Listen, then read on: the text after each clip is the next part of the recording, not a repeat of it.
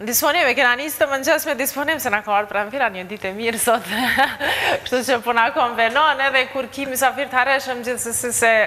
vjen një farë disponimi dhe relaksi. Unë kam kënaqësinë se sot i kam në studio organizatoren e DAM Festivalit, i cili do të nisë sot me edicionin e tij të 13 dhe me mua në studio është Sidorela Këlmendi dhe Pranvera Hoxha pianiste. Mirëmëngjes dhe mirë se erdhe në studio tonë. Mirëmëngjes, mirë se u gjetëm. Atëherë sot do të nisë DAM Festi me edicionin e tij të 13 me radhë. Sidorela më tregon për përgatitje tashmë gjithçka është gati dhe si do të paraqiteni në natën e sonte.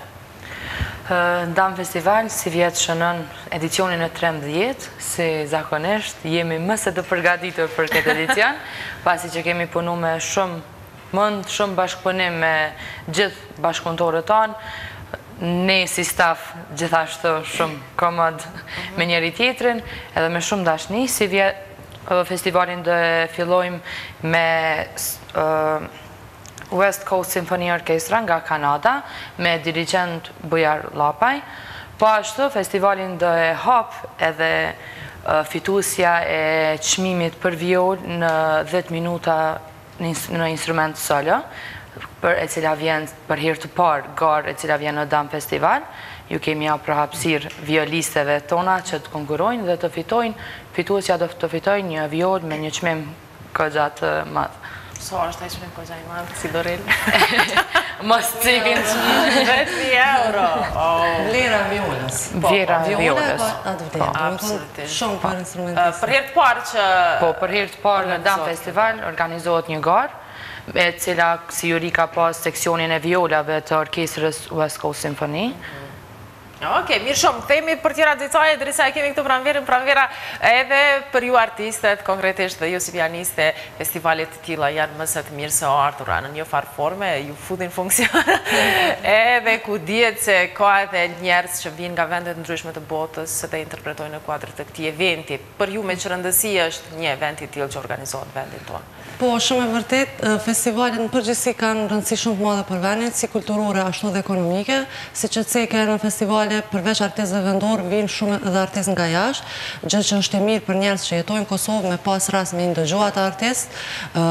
do të me cek që ata artistë shumica ndëgjohen free, pa pagesë, sepse jashtë vendit dije që në secilin koncert që shkon me ndëgju, duhesh me rezervu një bilet edhe me pagu, kështu që fati madh është për ardashësit në Kosovë, që një pjesë e konsiderueshme, mos të thënë pothuajse të gjitha koncertet janë falas.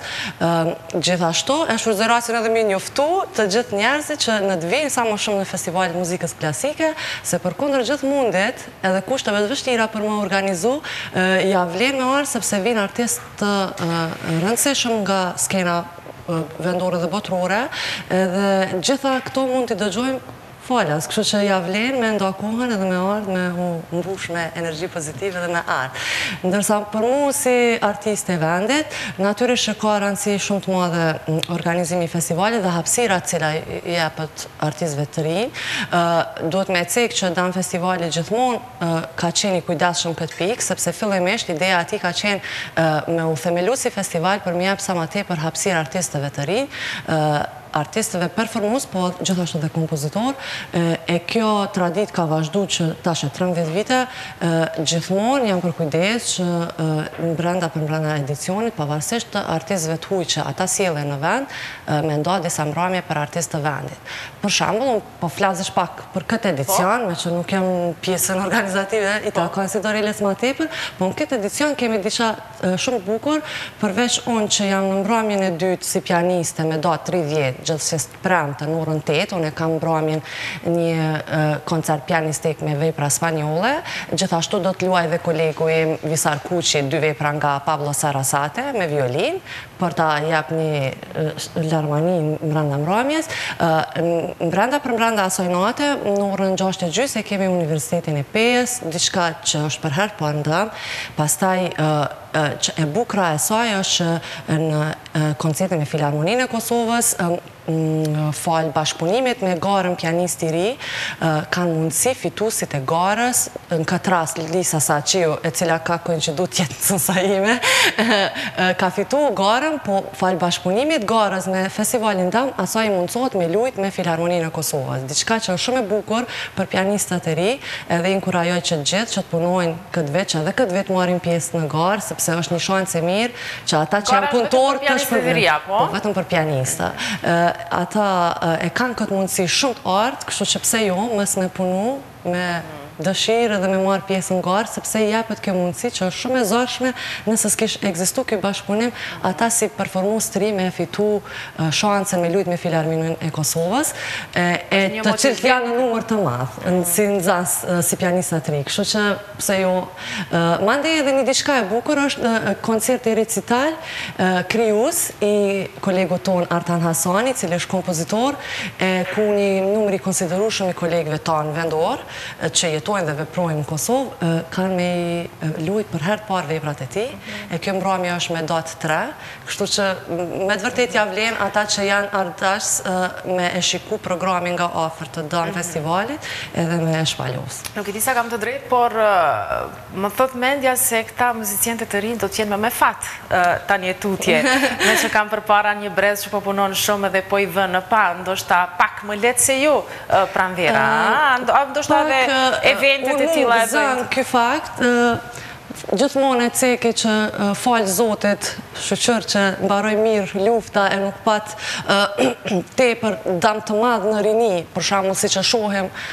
lufta tani në botë si banë, e të na kemi pas pak fat me gjithë humbje që i kemi pas, e kemi pas një pjesë tjetër të fatit që një pjesë e konsiderueshme të rinjve,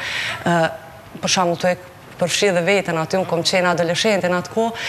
e kemi shpëtu, do me thonë, e kemi fitu qmimi matë madhë për me jetu të lirë jetën,